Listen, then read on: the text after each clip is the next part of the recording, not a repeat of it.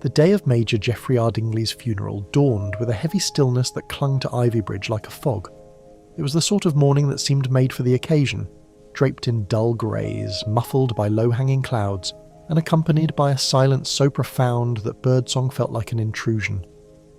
The ivy on the churchyard walls drooped with dew, and the bell of St Mildred's tolled its mournful note, each chime echoing across the hedgerows and gardens of the village. To all appearances, the funeral of the Major was to be a simple, respectable affair. The late Major Ardingley, retired military man, occasional contributor to the Ivybridge Gazette, and a familiar figure at the vicarage bridge table, had died in his sleep at the age of 71. Heart failure, the doctor had said. Nothing suspicious. Yet as the villagers trickled into the stone-arched nave of the church, nodding to one another with hushed civility, a peculiar tension hung in the air, a sort of tight-lipped curiosity. Not about the death itself. No one questioned the Major's passing, but about someone else entirely. He stood near the rear pews, a man no one recognised. Well-dressed, in a charcoal overcoat and pale grey gloves, he bore himself with the kind of composure that suggested either refinement or a carefully maintained reserve. He removed his hat respectfully as the casket was brought forward, and bowed his head with a solemnity that bordered on theatrical. No one knew who he was. No one had seen him before. "Odd sort of fellow," murmured Mrs. Penelope Gedge to the woman beside her. "Not from round here, that much is plain." Miss Jane Marple, is seated 2 rows ahead with a sprig of lavender pinned to her morning hat, heard the remark and tilted her head ever so slightly. Her pale, curious eyes glanced toward the stranger without appearing to do so. She had always maintained that funerals were revealing affairs, not merely in grief, but in manners, in glances exchanged across aisles, in who stood where and with whom, and in the people who came uninvited, especially those. After the final hymn and the short walk to the churchyard for the burial, the stranger remained silent and unobtrusive. He did not speak to the vicar, nor to any of the mourners. When the casket was lowered, he stood still with his hands folded neatly before him. Then, as quietly as he had appeared, he walked away, disappearing down the gravelled path past the yew trees, his back straight, his stride unhurried. "Well," huffed Mrs. Banbury from the choir guild, "he didn't even sign the guest ledger. Not that one keeps such a thing, but all the same." At the vicarage afterward, over weak tea and sponge cake, the talk turned, as it always did in Ivybridge, to speculation. The widow, Mrs. Ardingley, sharp-boned, impeccably dressed, and far younger than her husband, remained composed behind her black veil. "I don't suppose anyone recognised him?" she asked lightly, her voice steady, even faintly amused. "No," said Reverend Carrow with a frown, "though I did see him standing just behind the organist. Tall fellow, dark hair going grey, looked rather distinguished. Perhaps a military colleague?" Mrs. Ardingley shook her head. Geoffrey hadn't seen his army friends in decades. And the only one who still wrote was Colonel Bishop. He's bedridden in Cornwall. Miss Marple, who had been inspecting a slightly overcooked tea bun with interest, looked up. "I rather thought he resembled someone from the East India Club," she said, not addressing anyone in particular. "But of course I may be mistaken. The light through the nave windows can be quite deceptive when one's wearing a veil." Mrs. Ardingley blinked. "You knew Geoffrey was a member there?" "Oh no, my dear, but military men of a certain type often are." The conversation shifted then to more mundane matters, catering mishaps, the state of the church roof, but a faint thread of unease had been spun. It wove itself through every sip of tea and every polite condolence. That night, as twilight folded over the village and lights flicked on behind lace curtains, Ivybridge returned to its usual rhythms. But for some, the widow, the vicar, a curious housemaid who thought she'd seen the stranger outside the post office 2 days prior, sleep would come slowly. And for Miss Marple, sitting comfortably by her sitting-room fire with her knitting in her lap and her cat curled at her feet, the funeral had left an impression, not of grief, but of performance. The widow too poised, the stranger too deliberate. Her needles clacked softly as she turned a heel. She had lived too long in St. Mary Mead and seen too many human frailties unfold in drawing-rooms and garden paths, not to notice when something didn't quite sit right.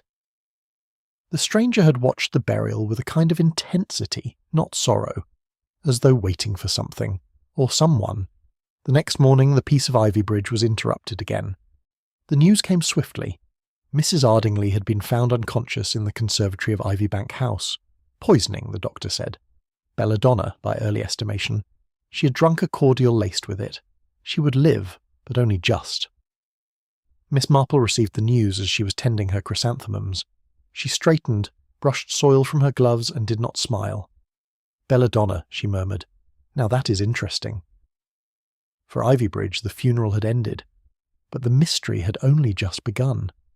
By mid-morning, the whole of Ivybridge knew that Mrs. Ardingly had nearly died.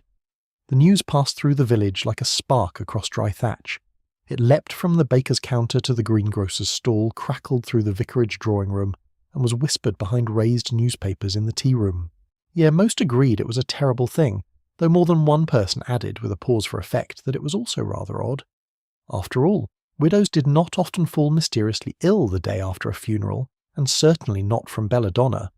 Mrs. Ardingly had been discovered at 7:30, slumped beside a small cut-glass cordial glass in her conservatory, the trailing vine of her bougainvillea curled delicately over her shoulder. It had been the maid, Alice, who had found her, shaken and weeping now in the care of Mrs. Penelope Gedge. "I thought she was dead," Alice kept repeating, her voice tight with shock. "She weren't breathing right, and the glass had rolled away and smashed. It smelled like plums and something bitter." Dr. Halberton, summoned from nearby Lorimer Hill, had administered an antidote swiftly and confirmed the diagnosis. Deadly nightshade. Enough to kill had it not been caught early. Miss Marple arrived at Ivybank House not long after the doctor had departed. She was met at the door by Inspector Crail, tall, moustached and noticeably sceptical of spinsters with sharp eyes. "Miss Marple," he said with an effort at politeness, "I assume you've heard?" "Such things tend to travel faster than telegrams in villages like ours," she said mildly, stepping past him with unhurried grace. "May I see her?"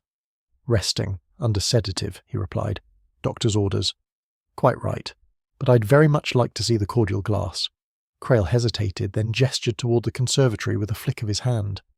"Be my guest, though I can't say what you expect to find." "That's quite all right. I rarely know myself until I do." The conservatory was bathed in filtered morning light. Dust motes danced in the air, and the scent of earth and lilies clung to the space like perfume. A tray with a decanter and a pair of cordial glasses stood on a rattan table.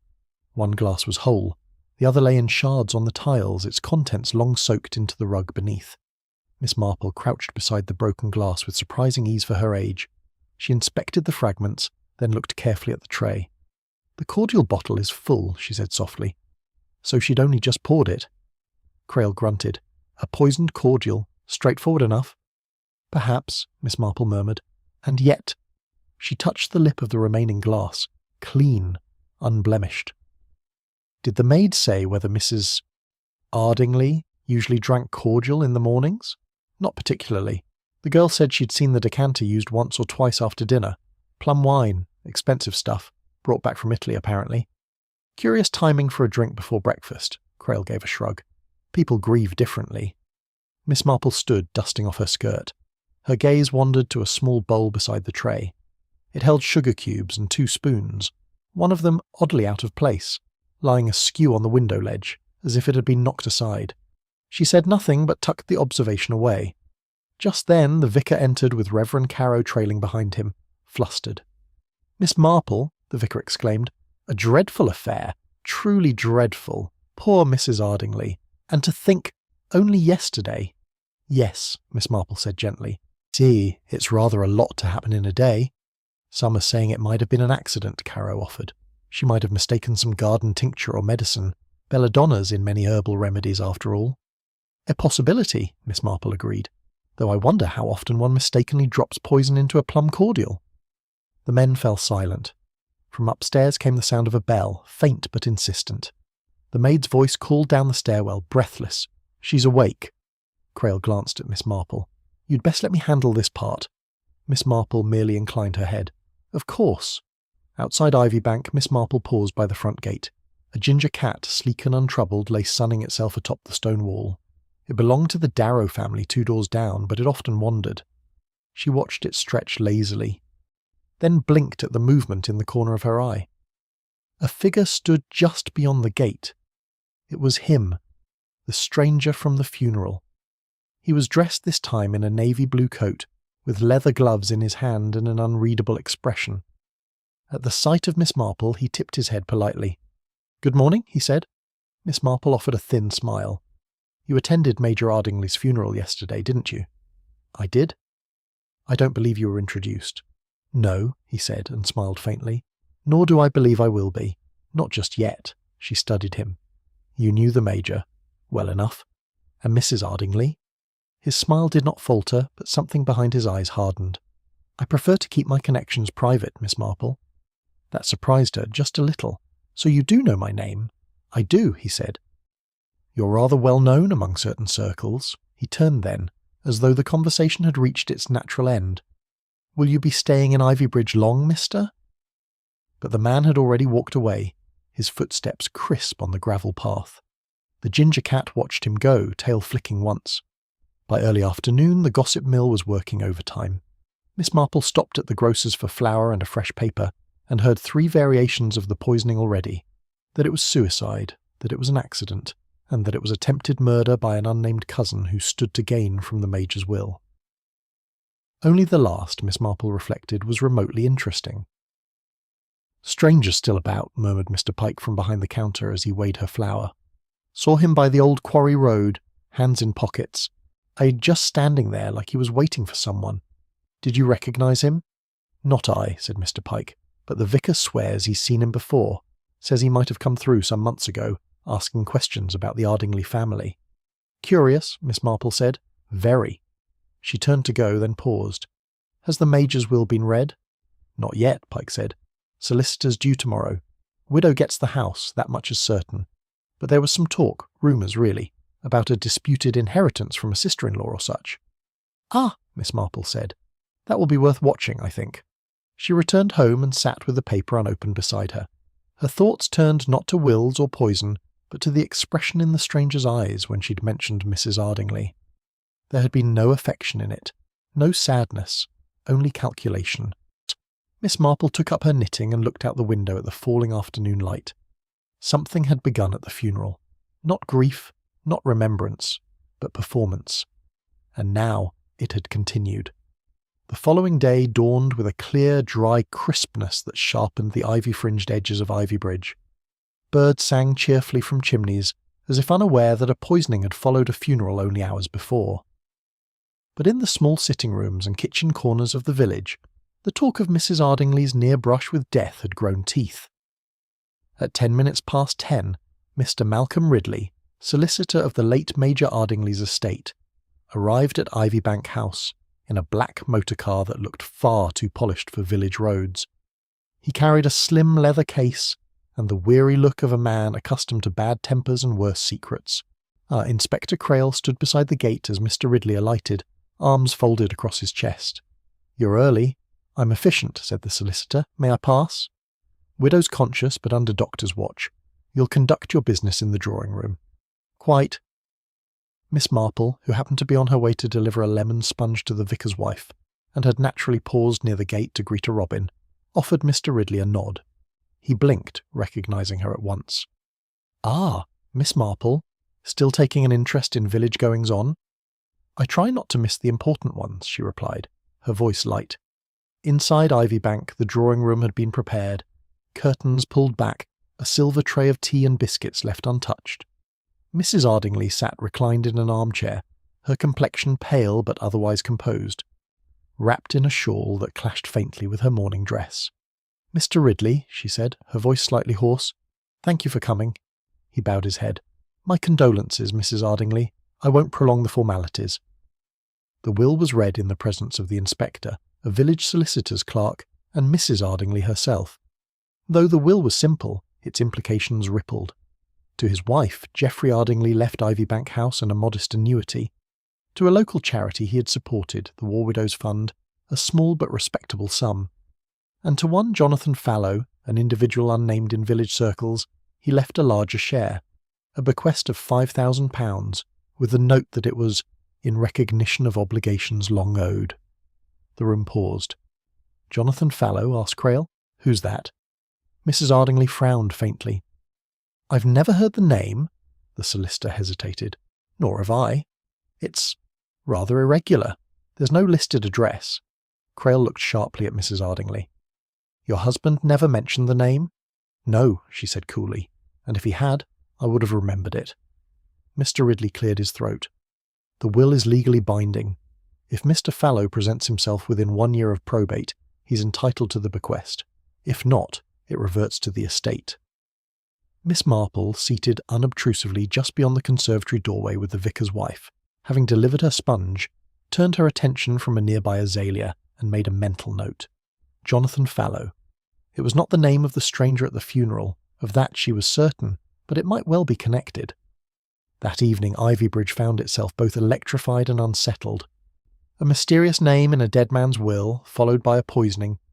It was the sort of thing that belonged in novels or badly acted plays at the church hall. At the Ivybridge Arms, the landlord, Mr. Jennings, poured pints with one eye on the door in case this Jonathan Fallow decided to show up for a whisky. Heard he's a secret son, muttered one patron. From a woman the Major met in Burma. No, said another. He's a blackmailer. That's what that phrase means. Obligations long owed. That's hush money, that is. Miss Marple, seated with her niece's husband's cousin, a dull woman with a bright green shawl, simply sipped her tea and listened. Most people, she often said, told you everything if you knew how to hear it. The next morning Reverend Carrow stopped by Miss Marple's cottage, looking anxious and windblown. "My dear Miss Marple," he said as she opened the door, "might I ask for a moment of your time? Something has occurred that, well, I dare say you'll understand its strangeness better than I. Come in, Vicar. The kettle's just on."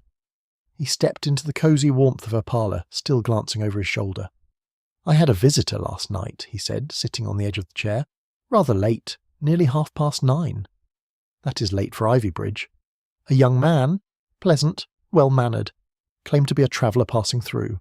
Asked the most curious questions." Miss Marple raised an eyebrow. "About the funeral? Worse, about the confessional." Miss Marple set her teacup down very gently. "He wanted to know," the vicar continued, "if the late Major Ardingly had ever come to me for spiritual counsel. If he had confessed anything in the weeks before his death. He was very particular." "Did you recognise him?" "No, but I saw him clearly enough.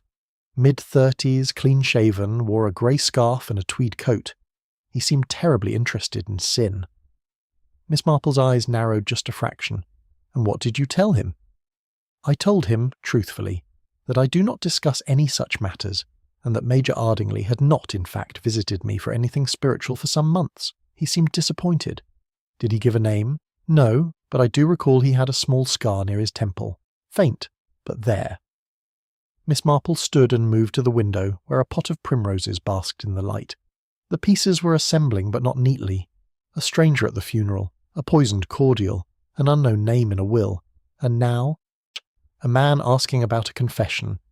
She turned to the vicar. "Did you notice which direction he went when he left?"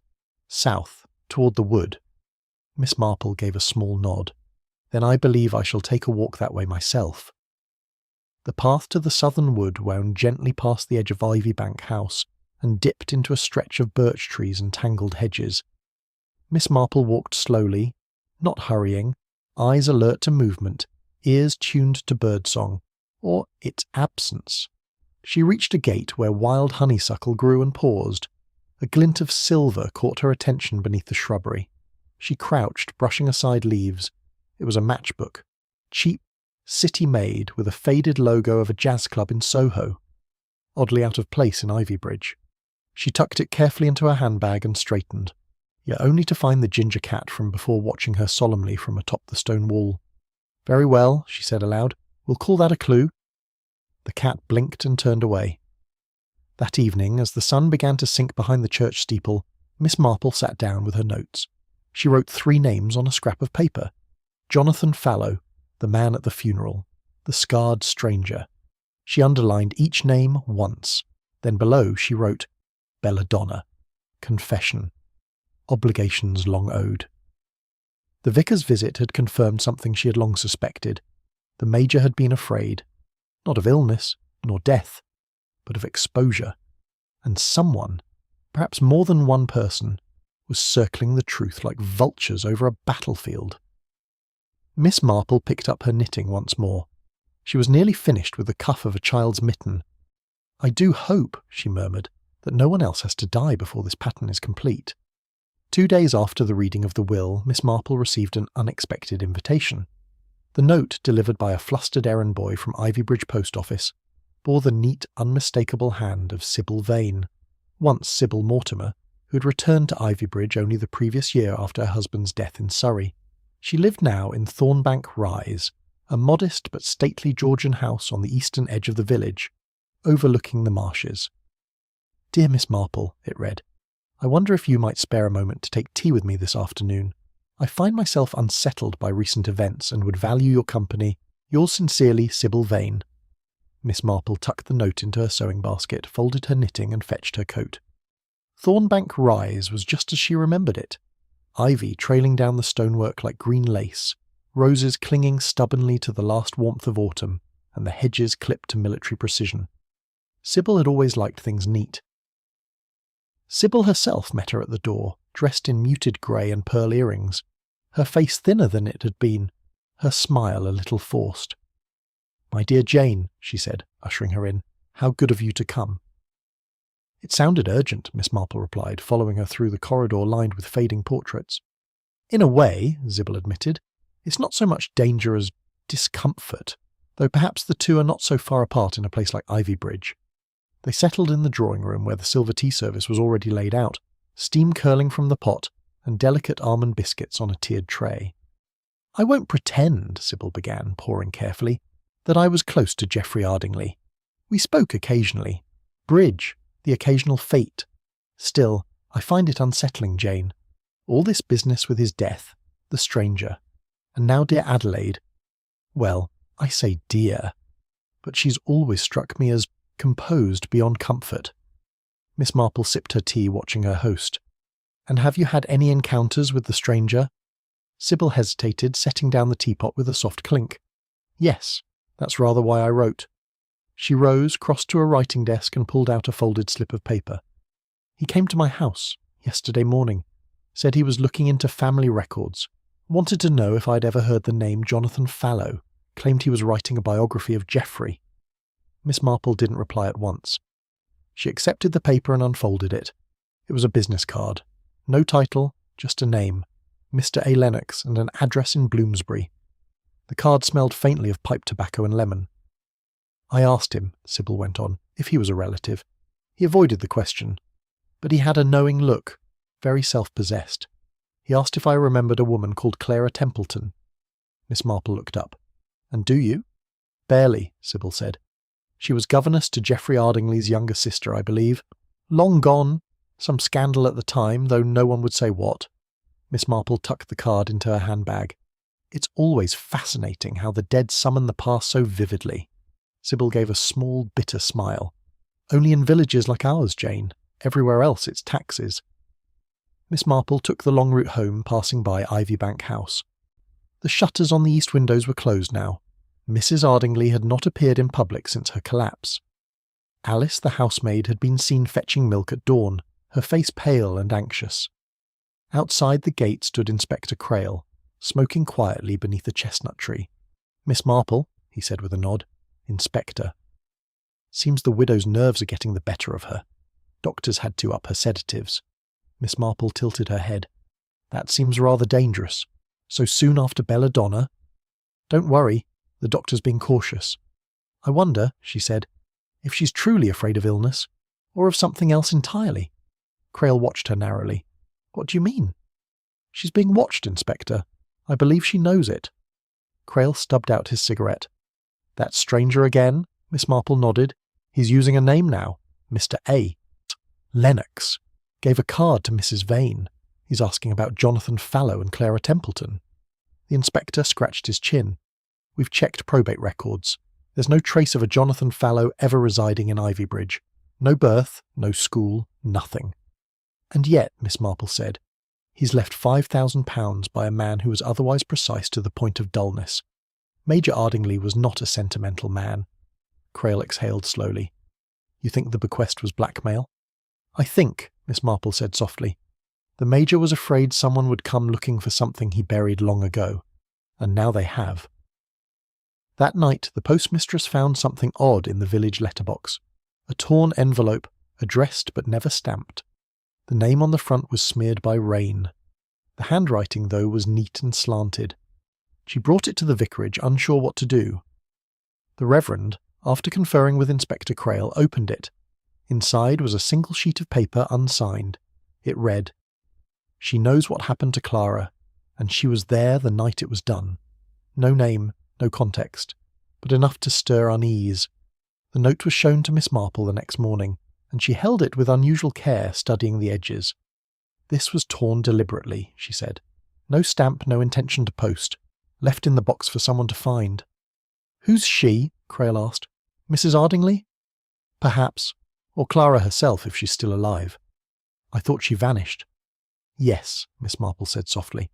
"But vanishing is never as complete as it seems." She turned to the vicar. "Do you keep parish marriage records from before the war?" "Of course," he said. "Back to 1872. Would you mind checking if Clara Templeton ever married? If she didn't, it's possible she returned under another name. You think she might still be in Ivybridge?" "I think," Miss Marple said, eyes glinting, "someone is very afraid she might be." That afternoon, as rain misted the windows of Ivybridge Arms, the ginger cat again perched on the sill beside Miss Marple's parlour. She set out a saucer of milk, watching the creature lap it up with silent appreciation. "Funny," she murmured, "how one silent creature sees everything while the rest of us chatter and miss the point." She went to her desk and retrieved the matchbook found in the southern wood. The jazz club printed on it, the Violet Room, had closed in 1934 after a scandal involving counterfeit money. She'd read about it in the Times, and if Mr. Lennox, or Fallow, or whoever he truly was, carried that matchbook, then he had a history far more colourful than a quiet biographer. The past, she reflected, was never done with us. Not really. The following morning brought a restless wind to Ivybridge, bending the trees with short, sharp gusts and carrying the scent of turned earth and damp stone. Miss Marple, wrapped in a shawl of pale grey wool, stood at her garden gate watching the sky, her hands folded lightly over her walking stick. She had received no visitors that morning, nor expected any, but she had questions. The village, still humming over the mysterious bequest and stranger sightings, had not yet tied any of it to the note found in the letterbox. That was still known only to a few, but Miss Marple knew from long habit that secrets had a way of seeping through floorboards like cold air, and at precisely 10:30 she boarded the small local train to Lorimer Hill, with a handbag, a hatpin tucked securely, and a folded note in her pocket. She did not tell anyone, not even the vicar, why she was going. But she left a message with her housekeeper. "I'll be back before tea, unless I'm not."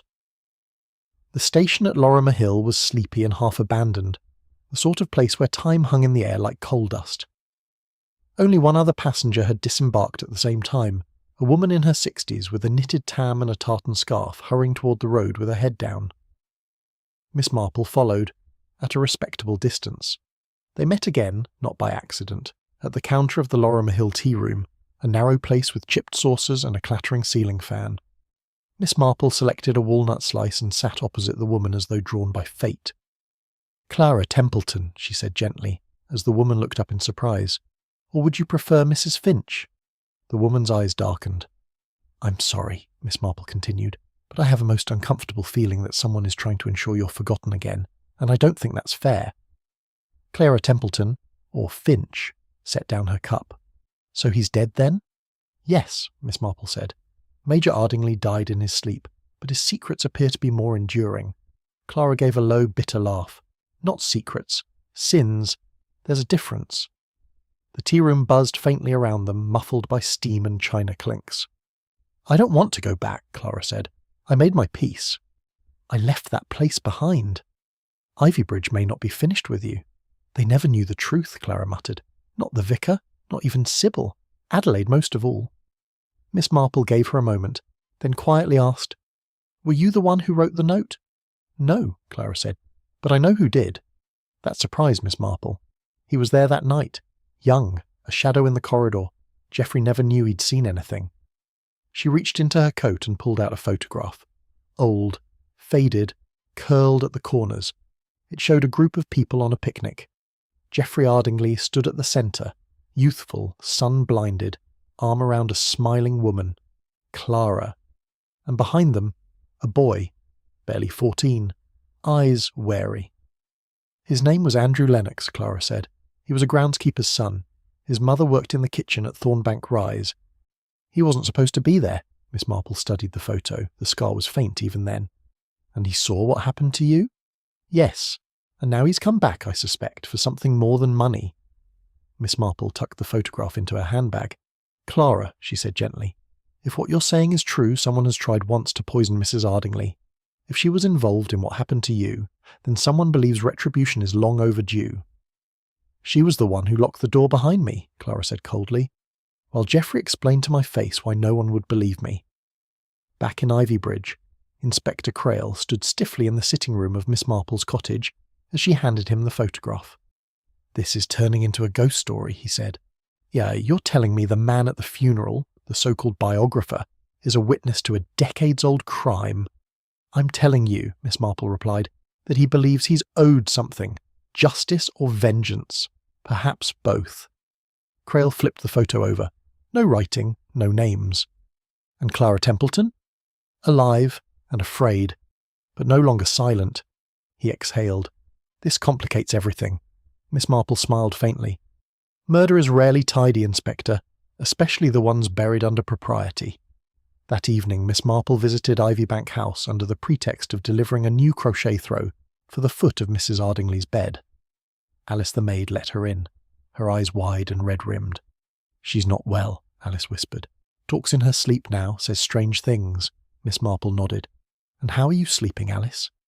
The girl looked startled. Me? I don't know. I thought I heard something last night. A tapping near the window. But when I looked, nothing was there. Miss Marple took her hand gently. You're a good girl, and I believe you've seen something too. Alice hesitated, then whispered. Someone was in the garden the night before the funeral. I saw them from the attic room. I thought it was the vicar at first, but the walk was wrong. Tall or short? Taller than the vicar, and he stopped to stare at the conservatory window. Just stared. Miss Marple left the girl with a few kind words and went to Mrs. Ardingly's room. The widow lay propped on pillows, pale but alert, eyes glittering with something between calculation and dread. I brought you something warm, Miss Marple said gently, placing the throw at the foot of the bed. Mrs. Ardingly gave a thin smile. How terribly domestic of you. Miss Marple took a seat. It must be difficult lying here while strangers pick through your husband's past. Adelaide's jaw tightened. The past is his, not mine. That's rarely true in a marriage, Miss Marple said, her tone light.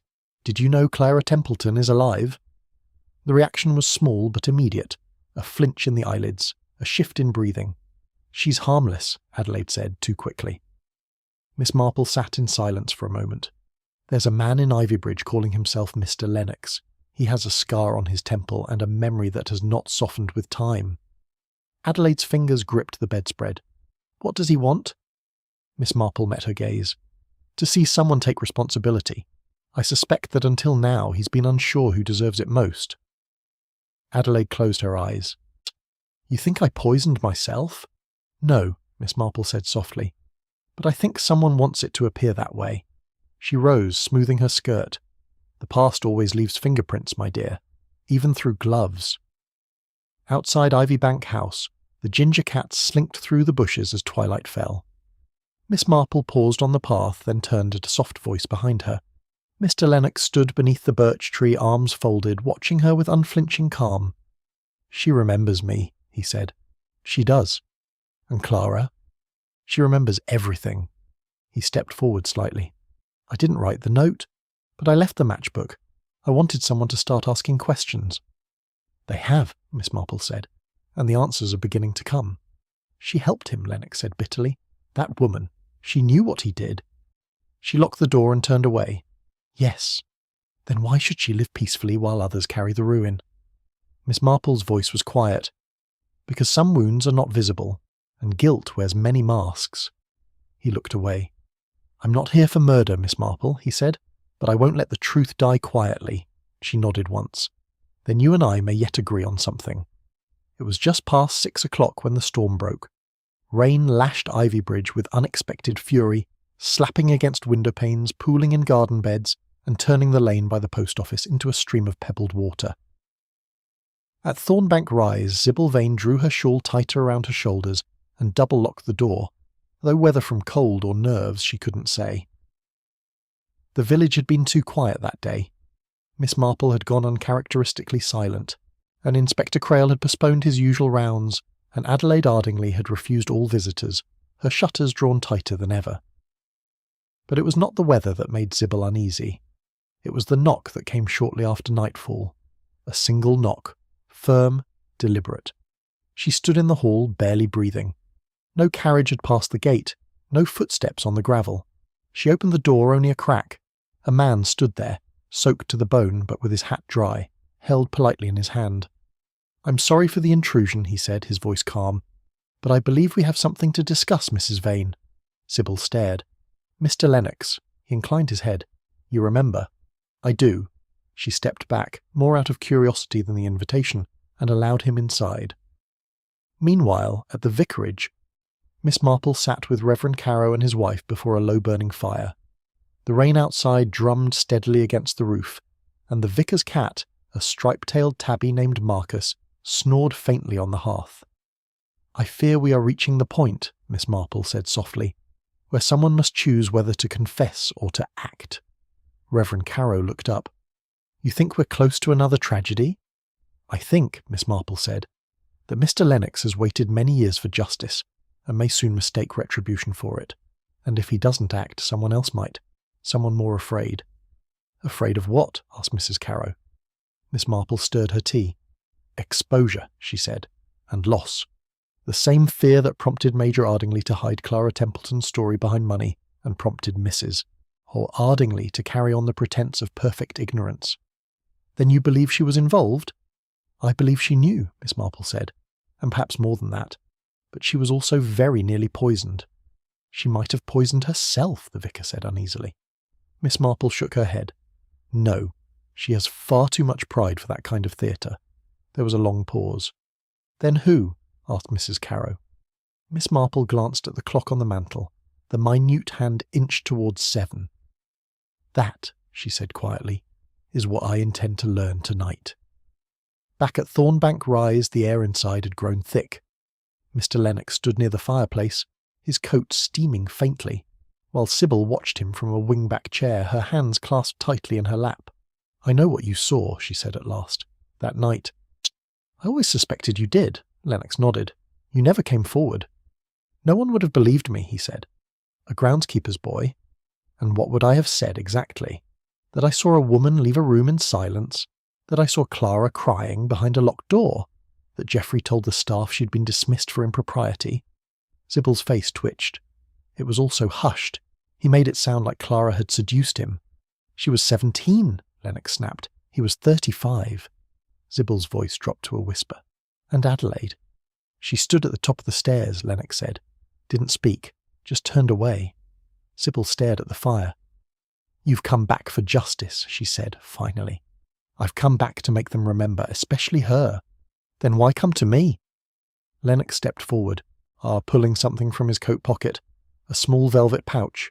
He tipped it into his palm. A brooch slid out, gold with an enamelled forget-me-not at its centre. "This belonged to Clara. I found it in the attic years later, hidden in the floorboards at the old groundskeeper's cottage." Sybil reached out, touched it with reverence. "She used to wear it every Sunday," she murmured. "I want her story told," Lennox said, "and I want Adelaide to admit what she did." "She never will." "Then I'll force it," he said simply. That same hour, Miss Marple returned home. The ginger cat was already on her doorstep, tail curled neatly, eyes unblinking. "You're becoming quite the familiar," she told it, letting herself in. A letter waited for her on the hall table. No stamp. Just her name, written in an unfamiliar slant. She opened it carefully. "Meet me by the yew trees behind St. Mildred's. 8:30. Come alone. I'll give you the truth." No signature. She folded the letter, set down her bag and changed her shoes. Then, after adding a small flashlight to her coat pocket, she stepped back out into the storm. The churchyard was quiet. The rain had softened to a misty drizzle, cloaking the headstones in silver. Miss Marple reached the yew trees at precisely 8:30. She waited. Minutes passed. Then, footsteps behind her. She turned. It was Alice, the maid. The girl looked drenched and frightened. "I'm sorry," she whispered. "I couldn't let it sit on my chest any more." Miss Marple guided her to the dry patch beneath the trees. "What is it, dear?" "It wasn't Mrs. Ardingly who poured the cordial," Alice said. "It was me." Miss Marple's voice was calm. "Go on." "She asked for a drink before breakfast. Said she couldn't sleep. I poured it from the usual bottle. But there was something odd. It smelled too sweet. So I tasted it." Miss Marple's eyes widened slightly. "You did?" "A drop. It burned. I spat it out and rinsed my mouth, but I felt sick all day. Then I emptied the glass and poured a new one, from a different decanter. But the first one I left on the tray." Miss Marple's voice was gentle. "So the poisoned cordial wasn't consumed at all?" "No," Alice said, eyes wide. "But when she collapsed later, I thought I must have been wrong, or that I'd made her worse somehow." "And you didn't say anything?" "I was afraid. I've no family, Miss Marple. No one to stand up for me." Miss Marple took her hand. "You did the right thing by coming now. But you must tell Inspector Crail." Alice nodded tearfully. As they walked back toward the gate, Miss Marple's thoughts moved swiftly. Someone had deliberately poisoned the cordial, knowing Alice would be the one to serve it, but not knowing Alice would taste it first, that someone wanted Adelaide Ardingly dead. But why now? Because of Clara? Because of the will? Or because the past had returned in the shape of a man with a scar and a forgotten brooch? The answer, she suspected, lay not in what was done, but in what was feared. By morning, the rain had stopped, leaving Ivybridge scrubbed clean but unsettled. The streets were quiet, the air sharp, and chimneys puffed smoke that dissolved too quickly in the pale light. Miss Marple rose early, as was her custom, and read through her notes again, the facts forming no single shape, only shadows that shifted each time she thought she grasped them. She had barely finished her tea when Inspector Crail arrived, his boots damp and his temper clearly strained. "She's told me everything," he said without waiting to sit. "The girl, Alice, what she tasted, what she poured, what she feared." Miss Marple gestured toward the hearth. "And? She's innocent, no question. But the important thing is, the poison wasn't consumed, which means the collapse, Mrs. Ardingly's, must have been caused by something else. Maybe stress, maybe something she took on her own." Miss Marple's knitting needles clicked softly. "Or maybe she was never meant to die at all." Crail's eyes narrowed. "What are you suggesting?" "I'm suggesting," Miss Marple said gently, "that the poison wasn't meant for Adelaide Ardingly." The words hung in the air. "You think the maid was the target?" "I think," she said, "someone wanted the girl to suffer just enough to silence her. Alice saw something, someone, in the garden before the funeral, and that someone may have known it." Crail rubbed his jaw. "Then we've got a killer who misses their mark, dangerous or desperate." Miss Marple nodded. "And it's only a matter of time before they try again." Later that day, the villagers gathered at St. Mildred's for an impromptu memorial service, a gesture led by Reverend Carrow and endorsed, perhaps too eagerly, by Mrs. Gedge and the vicar's wife. Ivybridge liked its ceremonies tidy. The Ardingly pew sat empty. Mrs. Ardingly had sent a note of apology citing poor health, but whispers circled. She was afraid, some said. Others claimed she'd fled in the night. One shopkeeper claimed she'd seen the widow pacing in the conservatory like a ghost behind glass. Miss Marple attended the service quietly, wearing a dark blue coat and a thoughtful expression. She sat near the back, watching, not the pulpit, but the faces turned toward it, and it was near the hymn's end that she saw him again. Mr. Lennox. He stood near the last row, hat in hand, eyes sharp and restless, not mourning, not reverent, waiting. When the service ended and the congregation spilled out into the churchyard, Miss Marple did not approach him. She simply watched him turn and walk toward the path leading away from Ivybank House, toward the woods again. He was circling, she thought. A hunter who knew the prey had not yet shown itself. That afternoon, she visited Sybil Vane again. Thornbank Rise was quieter than usual, and the tea-tray sat untouched when Miss Marple entered the drawing-room. "I've had visitors," Sybil said softly, her eyes shadowed. "Mr. Lennox?" "And someone else. A woman, pale, anxious, and wearing gloves indoors." "Adelaide?" Sybil nodded. She wanted to know what I remembered, whether I'd told anyone about Clara, about the brooch, about that night. And did you tell her the truth? I told her I remember nothing, which is a lie. Miss Marple considered this. Why lie now? Sybil's lips thinned. Because she's frightened, Jane, not grieving, terrified.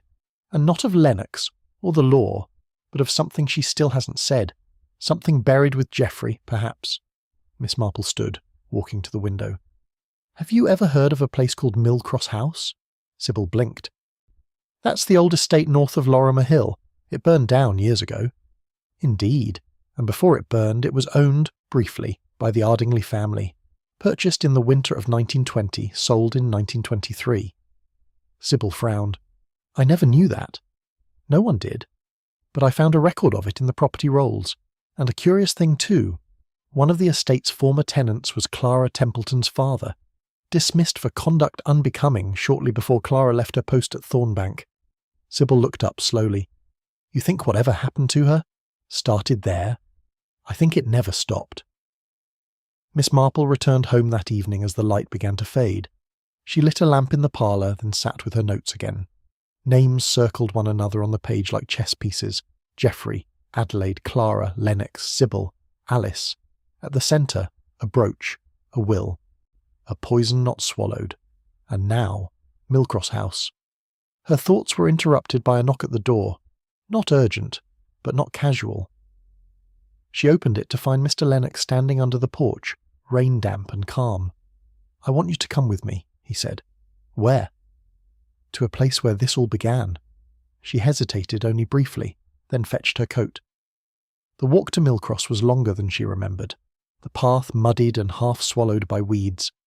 Only a shell of the house remained, a stone fireplace, blackened walls, a half-collapsed staircase leading nowhere. Mr. Lennox moved quietly, stopping before a charred post near the back. There used to be a shed here, he said. Storage for the tenants. I remember sneaking inside. One night I saw Geoffrey enter with a woman. Miss Marple watched him closely. Clara. No, he said. Adelaide. She was crying. He was furious. He threw something. A bottle, I think. And you were hidden? Behind the fence. He didn't see me. But Clara's father, he did. He told me never to speak of it. He said there were men who didn't forgive trespassers. Miss Marple exhaled. So Adelaide knew about Geoffrey's cruelty even then. She knew everything. And yet she stayed. Loyalty, Lennox said bitterly. Or convenience. A pause. I don't want her dead, he added, but I want her seen. Miss Marple touched the stone wall, the soot still etched into it like old pain. You may get your wish, but sometimes the truth, when exposed, does not punish as cleanly as revenge. When Miss Marple returned to Ivybridge, it was nearly 10. She entered her cottage and paused in the doorway. Someone had been there. She moved cautiously through the parlour. A drawer was half open, the ashtray disturbed, and on her writing desk something had been placed deliberately. The brooch. Not the photo of it, the brooch itself. Gold, enamelled, delicate, and beneath it a folded note in careful handwriting. Don't ask the maid, don't ask the widow, ask the solicitor. Miss Marple folded the note, her face unreadable. She turned to the window. The ginger cat was there again, watching her through the glass, tail twitching like a pendulum. The next morning was clear but brittle, sunlight glinting off frost-tipped hedges and rooftops. Ivybridge, outwardly unshaken, carried its usual calm, but Miss Marple moved through it like a figure aware of tremors others had not yet felt. She left her cottage just after 9 and made her way toward the Ivybridge Inn, where Mr. Malcolm Ridley, a solicitor of the late Major Ardingly, had taken up temporary residence while sorting the estate. Mr. Ridley was not expecting her, but when she knocked on the parlour door, precisely at 9:30, he answered with professional composure, if not warmth. "Miss Marple," he said, adjusting his cufflinks, "I can only assume you're here to discuss something unconventional." "I'm afraid so," she said, stepping into the room without waiting for an invitation. "You've had a very busy week, Mr. Ridley. Death tends to generate paperwork." "And secrets," Miss Marple added lightly. Ridley blinked, taken aback. She sat in the chair nearest the fireplace and withdrew a small velvet pouch from her handbag. It was the brooch, the same one Lennox had shown Sybil, the same that had now made its way somehow to her desk. She placed it gently on the table. "Do you recognise this?" Ridley stared at it. I can't say I do. You've handled Major Ardingly's estate. You reviewed his possessions. Yes, but... And this was not among them. No, he said, now visibly uneasy. That brooch wasn't listed. Why? Miss Marple studied him carefully. It belonged to Clara Templeton. Ridley said nothing. She continued, her tone light but deliberate. It went missing after she left Ivybridge. Vanished, along with her good name, after an accusation that never quite reached the police. The Major made sure of that. I'm not sure what you expect me to say. I expect, Miss Marple said softly, that you were more than just his solicitor. Ridley looked away. He trusted you, didn't he? Enough to draft a clause in his will for a man no one else had ever met. A man connected to an incident the Major spent decades burying. Ridley's fingers tightened on the arm of his chair. He made me swear never to speak of it. But the truth is speaking for itself now, Miss Marple said, and someone, perhaps you, left this brooch on my desk last night. Ridley hesitated, then sighed. No, he said at last. That wasn't me, but I know who has access to the safe where that brooch would have been stored, had it ever been declared. Miss Marple waited. The Major's wife, Ridley said reluctantly. Adelaide. That afternoon Miss Marple returned to Ivybank House. She did not bring tea or knitting this time, only a question. Alice met her at the door, pale but steadier than she'd been days before. She's in the conservatory, Alice whispered, reading. Miss Marple nodded and stepped inside. Adelaide Ardingly was seated beneath a draped vine of white orchids, a book closed on her lap. Her eyes were sharper than ever, her posture perfect, but something behind the composure had frayed, just slightly. Miss Marple, she said without warmth, come to accuse me of something new? No, Miss Marple said gently, only to return something. She held out the brooch. Adelaide didn't move to take it. I've seen that before, she said after a long pause. Years ago, I thought it was lost. It was hidden, then delivered to me. By whom? I believe you know, Miss Marple said. He was a boy then, but he saw more than you realised. Adelaide's lips thinned. Lennox. Yes. Adelaide looked away. I should have thrown it in the river when I found it, but I kept it. I told myself it was to remember. But it was guilt. You were there, Miss Marple said softly. I didn't lock the door, Adelaide said quickly. That's what they all think, that I stood at the top of the stairs and turned the bolt, but I didn't. Geoffrey did, and I... Her voice faltered. I walked away. That's not the same as innocence. No, Adelaide said quietly, but I was young, and I was afraid. Miss Marple sat across from her. There's a man in this village right now who has spent his life with that night in his head, and a woman, Clara, who nearly died of shame and silence. I didn't poison myself, Adelaide said suddenly. You think I did, don't you? That I drank that cordial for sympathy or distraction? I no longer think so, Adelaide blinked. But I do believe someone wanted you dead, or at least frightened enough to run. Adelaide swallowed. I received a letter, she said. The day before Geoffrey's funeral. No signature. Just 3 words. You still know. Miss Marple's brow lifted. You didn't tell the police? No. It was vague. Could have meant anything. But it didn't. Adelaide leaned back in her chair, her voice low. When I married Geoffrey, I thought I'd put it all behind me. That we'd moved into respectability. We lived quietly. No questions, no scandals. But I always feared it would come back. And now it has. Adelaide met Miss Marple's eyes. So what happens now? Miss Marple stood. That depends on what you choose to do. That evening Miss Marple called on Reverend Carow. They sat by the fire again, the flames low, the cat asleep in his usual chair. There's something strange about the will, she said. The bequest. Yes. £5,000 to a man the Major never acknowledged publicly, and not a word about Clara. No apology, no provision, just silence. And yet, Carow said, Lennox has the brooch, and now you do. Exactly. The money wasn't guilt. It was silence paid in advance. Carow folded his hands. Do you believe Lennox is dangerous? No, Miss Marple said. But I believe he's angry, and that someone else may be using that anger as cover. Carow frowned. For what? To finish what Geoffrey began. If Clara's name becomes public, if the brooch is traced, if Lennox starts talking, someone stands to lose more than reputation, perhaps money, perhaps position. Who? Miss Marple rose. That, she said, is what we must learn, and quickly. The next morning brought another surprise. Mr. Ridley, the solicitor, was found unconscious in his room at the Ivybridge Inn, a bottle of port by his bedside, a glass half drunk. Dr. Halberton was summoned at once. It's laudanum, he said grimly. Too much. Could have been fatal. Crail arrived within the hour and stood stiffly at the foot of the bed. Suicide? Attempted, Halberton said, though I'd say not entirely by choice. Miss Marple stepped into the room behind them, looking at the glass. Was he depressed? Crail asked. Threatened. I think, Miss Marple said quietly, he knew something, and someone made sure he'd never tell. Crail looked at her sharply. You think someone tried to kill him? I think, she said, we have far less time than we imagined. Outside, the frost was melting beneath a weak morning sun. Miss Marple walked back to her cottage slowly, her thoughts heavy with the one question above all. Who among them still had something to lose, something urgent enough to kill for? The answer she suspected was not far off. The news of Mr. Ridley's near death spread through Ivybridge with breathless haste, though no one quite knew what to make of it. The villagers, cautious in the face of facts, filled the gaps with speculation. Some suggested he'd been ill for years, others hinted at disgrace, but Miss Marple knew better.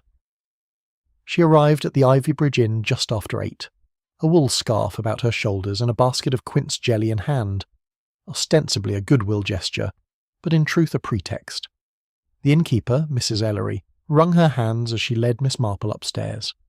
Doctor says he'll live, but it's shaken him, miss. Something fierce.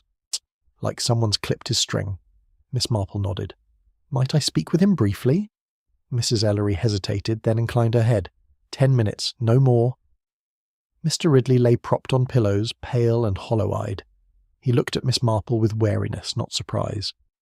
I suppose you'll ask whether I meant to die, he said flatly. No, Miss Marple replied, setting down the basket. I know you didn't. She pulled a folded paper from her handbag and held it up. A letter was slipped under my door this morning, not signed, but typed. She handed it to him. The solicitor knew everything. He drafted the clause to protect Adelaide. The money wasn't hush. It was insurance. He'll talk if pushed.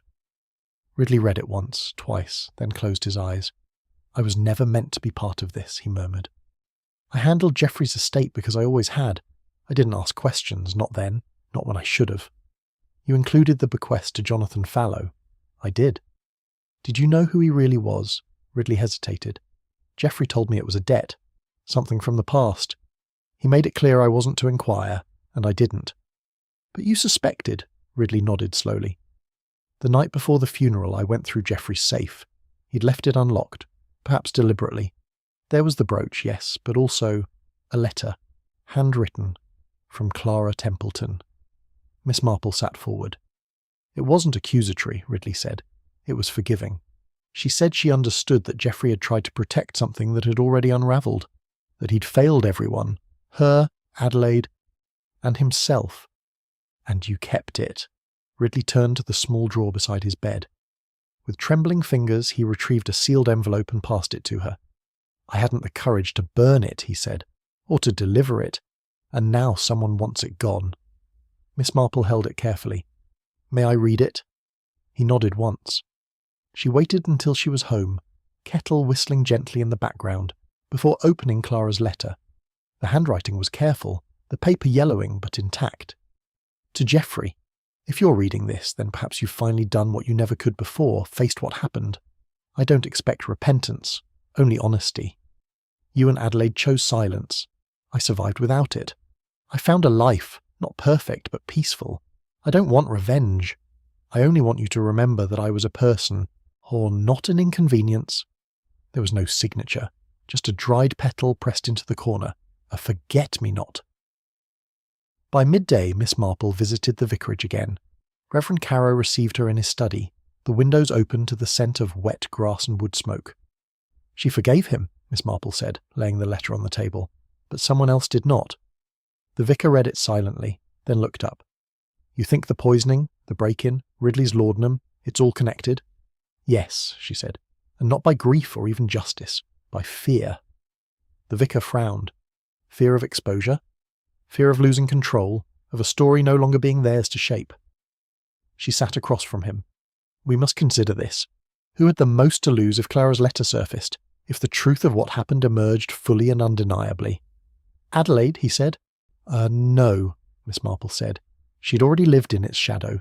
She was bracing herself for its return. Then who? Miss Marple looked out the window toward the road beyond. Someone who benefited from the silence, who stood to inherit reputation, comfort, even power through continued secrecy. That evening brought a knock at her door. It was Alice, flushed, breathless, and gripping an envelope. I didn't know what to do, the girl whispered, but I think someone tried to follow me. Come inside, Miss Marple said at once. Alice handed her the envelope. Inside was a photograph, recent in colour. Mr. Lennox standing outside Clara Templeton's cottage, clearly taken from a distance. There's no note, Alice whispered, but it was left on my pillow. Miss Marple turned the photo over. On the back, as in faint ink, he isn't who he says he is. Miss Marple's expression darkened. Has anyone else seen this? No, Alice said. Just me, and now you. Good girl. Miss Marple stood slowly. It was time, she thought, to look not at the lies of the past, but at the falsehoods of the present. She found Lennox waiting near the churchyard gate, as if expecting her. I heard about Ridley, he said. Convenient, isn't it? Miss Marple tilted her head. You think someone silenced him? I think someone's tying up loose ends. And you? She asked. Are you one? He blinked. I've never lied to you, he said. Everything I told you about that night, Clara, Geoffrey, the brooch, it's all true. But not your name, Miss Marple said gently. Lennox stiffened. I don't know what you mean. You do, she said. Because the man in this photograph, she held it up, is not Andrew Lennox, not the one who was at Millcross House in 1921. His eyes flicked downward. Miss Marple's voice remained calm. You are Jonathan Fallow, aren't you? The man from the will, the one Ridley was instructed to pay. You came not for justice, but for inheritance, and the name Lennox was borrowed from someone who did witness something. Silence. Then, slowly, he exhaled. I didn't expect to be recognised. You weren't, not at first. You're clever, Mr. Fallow, but not quite clever enough. He stepped back. I didn't poison anyone, he said sharply. I swear it. No, Miss Marple said. You didn't, but you've been used. Used? By someone who knew you were coming, who needed to ensure that if anything went wrong, suspicion would fall squarely on the man with no past and a fake name. He stared at her, lips parted. Then who? Miss Marple met his eyes. That, Mr. Fallow, is the final piece of the puzzle. That night she returned home and began her final list. She drew 3 columns: who knew the past, who feared the future, who orchestrated the present. Into the first she placed Clara, Adelaide, Ridley, Sybil. Into the second, Adelaide, Sybil, Alice. Into the third. Her pencil hovered. Then she wrote in deliberate strokes, Marjorie Gedge, the vicar's wife, always nearby, always listening, the first to spread whispers, the first to organise the memorial, a sharp woman with a polite smile and a penchant for controlling narrative. The final clue, Miss Marple now realised, had not been an object at all. It had been a tone of voice. Like Miss Marple rose earlier than usual the following morning. The frost on the garden gate hadn't yet melted, and the post had not yet arrived.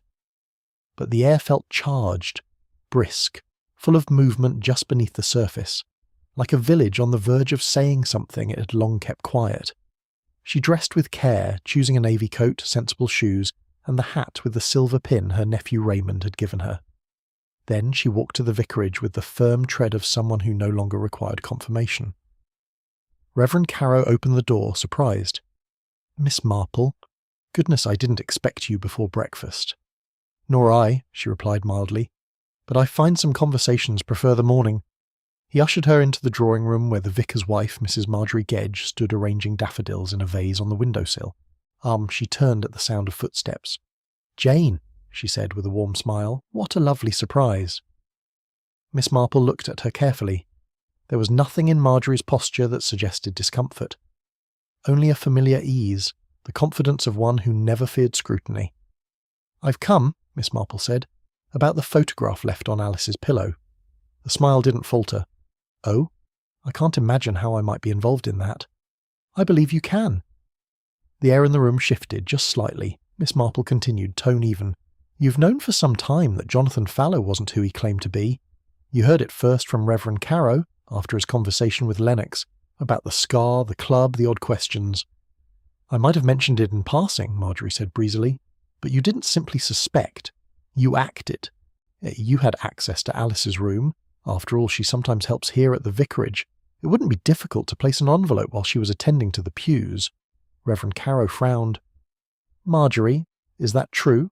She turned to him with gentle exasperation. I only meant to warn her. The man was clearly hiding something. But the photo, Miss Marple said softly, was taken from your kitchen window. Marjorie said nothing. Miss Marple pressed on. You didn't know what he was planning. You only knew that someone, Clara Templeton perhaps, was stirring the past, and that worried you. Because she's dangerous, Marjorie said, suddenly hard. You weren't here when it happened. The whispers, the scandal, the fear it brought down on the entire parish, it nearly broke Adelaide. It drove good families into shame. It wasn't Clara's shame, Miss Marple replied. It was yours and Geoffrey's and everyone who chose silence over justice. Marjorie's lips trembled. She came back to ruin what peace we'd built. No, Miss Marple said, she never wanted attention. She only wanted to be remembered as more than a ghost. Reverend Carrow sat slowly, his face pale. You tried to frighten Alice, Miss Marple continued. Then Mr. Ridley. You slipped the laudanum into his port bottle. I dare say you fetched it from your own cabinet. Reverend, I believe your wife tends to the evening tonics. He nodded faintly. I didn't mean to kill him, Marjorie whispered. Only to make him stop. To stop this tide of noise, this digging. I've kept this village together for 20 years. No, Miss Marple said gently. You've kept it silent. Marjorie looked between them both, then turned toward the flowers, her shoulders lifting and falling. I did what I had to. Later that morning, Inspector Crail arrived to take Marjorie Gedge into quiet custody. No drama, no scandal, just a walk down the garden path, arms folded calmly before her. Ivybridge watched from behind lace curtains but spoke little. That was how it was done here. Reputations were not destroyed. They were preserved, folded away in drawers. Miss Marple visited Adelaide Ardingly that afternoon. She found her by the fire, shoulders straighter, a hint of colour returning to her cheeks. I heard, Adelaide said without turning. Marjorie. She meant to protect what was already ruined, Miss Marple replied, but you must decide whether to continue that same silence. Adelaide looked up slowly. She'll be ruined. Perhaps, but what matters now is not her ruin, but Clara's peace. There was a long pause.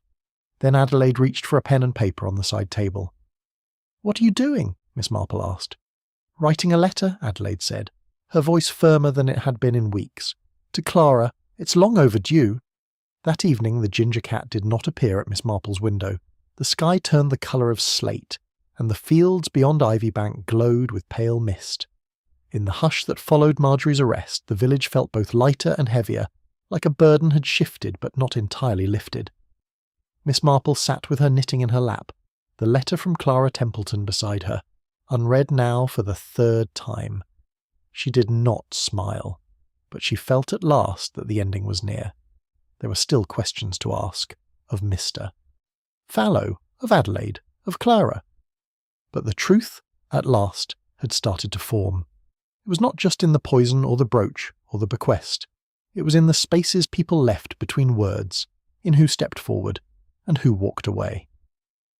The next morning, Ivybridge woke beneath a hush of grey cloud and thawing frost, as if the village itself were holding its breath.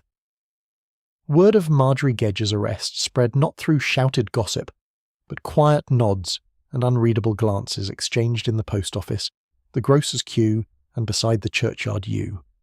Miss Marple moved through the village with the purposeful calm of one who was nearly finished knitting the final row.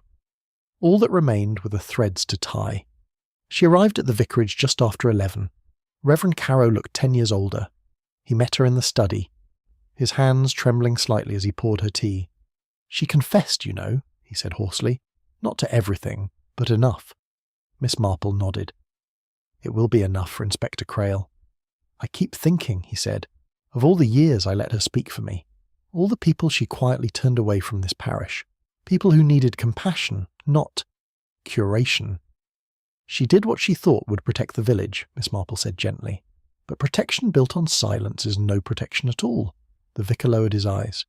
She poisoned no one, Jane. Not truly. She feared exposure, yes, but she wouldn't kill. No, Miss Marple agreed. But she wanted Mr. Ridley silenced, and Alice frightened, and Jonathan Fallow discredited. She orchestrated confusion, fear, gossip, suggestion. But someone else tried to kill. Caro stared at her. Then there's still more? Yes, Miss Marple said. There's one last card yet to be turned. By midday, Miss Marple had sent word to both Clara Templeton and Jonathan Fallow to meet her at the church hall at 4 o'clock. Reverend Caro, Adelaide Ardingly, and Inspector Crail were already informed. She arrived 10 minutes early and arranged 6 chairs in a circle before the hearth, where the last embers of the morning fire still glowed. There was no ceremony, no drawn curtain, just people, gathered in the brittle light of a winter afternoon. Clara entered first, calm but watchful. She wore a modest coat and carried no handbag. Her eyes scanned the room as if measuring its capacity for truth. Jonathan Fallow followed soon after, and he looked more composed than usual, less on edge, more resolved. There was something behind his eyes, though, that suggested he still hadn't decided what this meeting would mean for him. Adelaide arrived escorted by the vicar. She moved slowly but carried herself with dignity. Her veil was lifted. No more mourning behind black silk. Then Inspector Crail, notepad in hand, jaw set, and finally Miss Marple. She didn't stand at the centre. She sat among them, like a friend hosting tea, though there was no tea to be served. She opened the conversation simply. "I believe we all know why we're here," she said, her tone mild. "We've spent the last week untangling a web of grief, silence, and guilt. But the heart of it is simpler than it appears," she turned to Adelaide. "You received a letter before your husband's funeral. You still know. Do you have it?" Adelaide reached into her pocket and handed over a creased envelope. Miss Marple opened it and passed the note to the others. "Clara," she said gently, "did you write this?" Clara looked at it, brow furrowed. "No, I never sent any letters. I'd made my peace, I thought." Miss Marple turned next to Jonathan Fallow. "Mr. Fallow?" He shook his head. "I came with intent, but not threats, not letters." Then she turned to Crail. "The handwriting matches a different note, one found on the back of a photograph left for Alice." She waited, then softly, "It matches Geoffrey Ardingly's hand." There was a stunned silence. "That's not possible," Crail said. Miss Marple nodded. "I thought so too. Until I remembered something Mr. Ridley said. The safe was left open the night before the funeral. I believe Geoffrey had written the letter long ago, perhaps even before his death, but someone retrieved it after he passed, and used it to send a warning." "To whom?" asked Adelaide. "To you," Miss Marple said. "But not to frighten you, to position you. If anything happened, if poison were used, you'd look like the victim, someone grieving, collapsing from stress. But what if the poison had worked? If Alice hadn't tasted it first?" She looked at Clara. "The real target would have been you." Clara stiffened. "Me?" "Yes, because Geoffrey's will revealed too much. Because Ridley had kept the brooch. Because you were the last living person who could still expose the whole story." "Then who?" Crail began. Miss Marple looked at Adelaide. "You've written a letter to Clara." "Yes," Adelaide said quietly. "I left it at the vicarage. It was never delivered," Miss Marple said. "It was intercepted." She turned back to the group. "The final thread runs through someone who knew every movement of this village, who watched it all unfold quietly, and who stood to lose a great deal if the truth emerged." She paused. "Alice." Everyone looked up. "The maid?" "No," Clara said. "She was terrified. She tasted the poison." "Yes," Miss Marple said. "But the question is, why?" She leaned forward, eyes sharp. "Alice claimed she tasted the cordial because it smelled strange. But why would a maid who trusted her employer test her drink at all? And why didn't she say anything until days later?" "She was afraid," Fallow said. "Yes, but not for the reasons we assumed." Miss Marple pulled from her handbag a small card, a copy of the letter Alice had handed her. "The handwriting," she said, "matches the ledgers from Thornbank Rise. You see, Alice never just worked at Ivybank House. She was born there. Adelaide blinked. What? She's your husband's illegitimate child, isn't she? Adelaide's silence said everything. She would have been about 20 now, Miss Marple continued, born quietly to a housemaid and tucked away under another name. When the will revealed Geoffrey's secrets, the bequest to Jonathan Fallow, the brooch, the scandal, Alice realised that Geoffrey had never acknowledged her, and that Clara's story was resurfacing. Wait, said Crail, you're saying? She didn't poison the cordial, Miss Marple said. She switched it. Everyone froze. She poured 2 glasses. She left the poisoned one for herself and served Adelaide the safe one. It was a performance. Yeah, one that made her appear loyal, even heroic. But it also allowed her to control the timeline, the evidence, and the suspicion. She waited until her name was safe before speaking. Clara looked pale. She didn't want me dead, she said. She wanted me discredited. Exactly, Miss Marple said. Had you collapsed, it would have been your word against hers. She could have claimed she saw you slip something into the bottle, that you came to settle an old grudge. Fallow's voice was low. So who did poison the cordial? Miss Marple looked at the group. That remains uncertain. I suspect Alice wasn't working alone. But the key is this. It was not meant to kill. It was meant to position blame. The real killer, if one exists, may yet be waiting. Crail closed his notebook. Where is Alice now? She's disappeared, Miss Marple said. Her room at Ivybank is empty. Her suitcase is gone. And the letter? Clara asked. I believe she took it. Miss Marple looked toward the window, where the clouds were beginning to shift, revealing pale blue beyond. The story isn't over, she said softly. But the silence is. For 2 days after Alice's disappearance, Ivybridge hovered in uneasy quiet. No new notes appeared, no poisonings, no accusations whispered in pews or corners of the greengrocers, and yet no one truly believed the storm had passed. The village had adjusted, as it always did. Marjorie Gedge was quietly unwell and not mentioned in polite company. Reverend Carrow returned to his parish duties with humbled attentiveness. Adelaide Ardingly resumed her walks, her mourning veil gone. Jonathan Fallow remained in the village, and staying at a boarding house under his own name now, not Lennox, not hidden, and Clara Templeton, against every expectation, stayed too. But Miss Marple remained restless. Too many pieces had fallen into place with a kind of symmetry that felt rehearsed. Too neatly, it was the brooch that still troubled her. Why return it to her desk? Why not destroy it? That morning, as she stirred her tea with an absent hand, she reviewed everything once again. Not the events, but the emotions. Alice, born of silence. Adelaide, married to it. Jonathan, wounded by it. Clara, banished by it. And Marjorie, guardian of its continuation. Then there was Mr. Ridley, the solicitor, still recovering, but now speaking to Inspector Crail again. Miss Marple stood and made her way there at once. I thought it was over, Ridley said as she sat beside his bed. His colour had returned, though his hands still trembled. You've found the culprit. I've found a culprit, Miss Marple said, but not the origin. Ridley frowned. I need to ask you something very specific, she said. Before Major Ardingly's death, did he make any amendments to his will? Ridley blinked. Yes, one. About a week before he passed. Miss Marple's eyes narrowed. And the change? He increased the sum to Jonathan Fallow. Originally £2,000. He raised it to 5. And he added nothing for Alice? Ridley shook his head slowly. He said, 1 debt repaid is enough. I thought he meant Fallow. But he didn't. Ridley looked up sharply. You think he meant... I think, Miss Marple said softly, he meant Alice. By late afternoon she'd returned to her parlour and sent out 2 notes. One to Inspector Crail.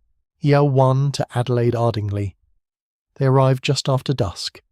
She poured them both tea and then stood before the fireplace, one hand gently resting on the mantel. You both knew Alice's history, she said without preamble. Adelaide, she was your husband's child, but she was also yours in a way. You raised her, kept her close. Adelaide stared into her teacup. She never knew the truth. Not from you, but children know when they're not named. Crail said nothing, watching. I believe Alice discovered her parentage from an old letter in Geoffrey's desk. Perhaps one he meant to burn but forgot.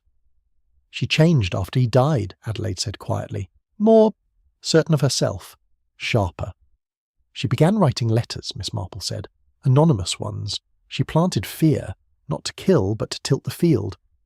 to see who would panic. Crail leaned forward. But why not ask directly? Why all the theatre?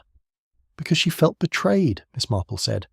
She was born of a scandal no one acknowledged, raised in a house that never loved her fully, and then watched a stranger, fallow, inherit what she believed was her birthright. Adelaide's breath caught. But I offered her the house, she whispered. I told her, after the funeral, I would change the will. She refused. Because it wasn't about property anymore, Miss Marple said. It was about narrative. She wanted to control the story, rewrite it, in her name. Crail looked grim. So where is she now? Miss Marple withdrew a folded sheet of paper from her knitting basket. She left this at the train station. The porter brought it to me this morning. Addressed simply to the one who always noticed. She handed it to Crail. It read, I did not poison anyone, but I left the cordial there. I let them think what they wanted. They always do. The past isn't a place you visit. It's a weight you carry. He never saw me. None of them did. But I saw him, and I learned how to watch. That was my inheritance. There was no signature, only a postscript. Tell Clara I never hated her. I envied her. That's not the same thing. Adelaide closed her eyes. She's gone? Miss Marple nodded. The station master believes she took the 6:15 to Brighton. She paid in cash, no luggage. Will she be arrested? Crail folded the letter. No law broken, no fatal dose, and no threats, only misdirection. He looked at Miss Marple. But you were right. She staged it all. She learned from the best, Miss Marple said. From the village, from the Ardingleys, from Marjorie Gedge, from every adult who taught her that secrets are stronger than honesty. Adelaide's voice was faint. She was so quiet. She watched, Miss Marple said, just like I do, but where I used it to understand, she used it to reclaim. A week later, the church bells rang quietly for Sunday service. No sermons were given on morality, sin, or retribution. Reverend Carow spoke instead of restoration, of repair. Clara Templeton sat in the second pew beside Sybil Vane, hands folded calmly. Jonathan Fallow remained near the back. He would leave Ivybridge soon, Miss Marple knew, but he would not disappear. Not like before.